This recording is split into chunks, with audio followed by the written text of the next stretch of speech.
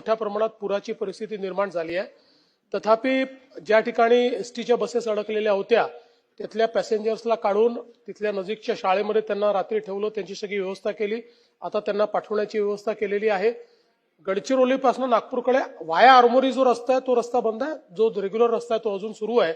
त्यामुळे आता त्या रेग्युलर रस्त्याचाच वापर चाललेला आहे। गोसीखुर्दचं पाणी सोडलं त्यावेळी आपण ते पाणी जिथपर्यंत जाऊ शकतं गडचिरोलीपर्यंत सगळ्यांना अलर्ट दिलेला आहे, त्यानुसार त्याची कारवाई चाललेली आहे। नागपूर शहरातही सखल भागामध्ये खूप मोठ्या प्रमाणात पाणी गेलेलं आहे, त्याच्यामुळे तिथेही काही रेस्क्यू ऑपरेशन आपल्याला करावं लागलेलं आहे। एक माणूस आतापर्यंत वाहून गेल्याची पूर्ण या सगळ्याच्यात आपल्याला इन्फॉर्मेशन मिळाली आहे। एसडीआरएफ आणि एनडीआरएफ दोघांनाही स्टँड बाय ठेवलेलं आहे आणि आत्ताच्या परिस्थितीमध्ये कंट्रोल डिस्चार्ज असल्यामुळे अजून तरी खूप भीषण परिस्थिती तयार झाली नाही, पण आजही ऑरेंज अलर्ट आहे, त्याच्यामुळे आज त्या ऑरेंज अलर्टमुळे परिस्थिती बिघडू शकते। त्यानुसार एनडीआरएफ आणि एसडीआरएफला आता तयार ठेवलेलं आहे।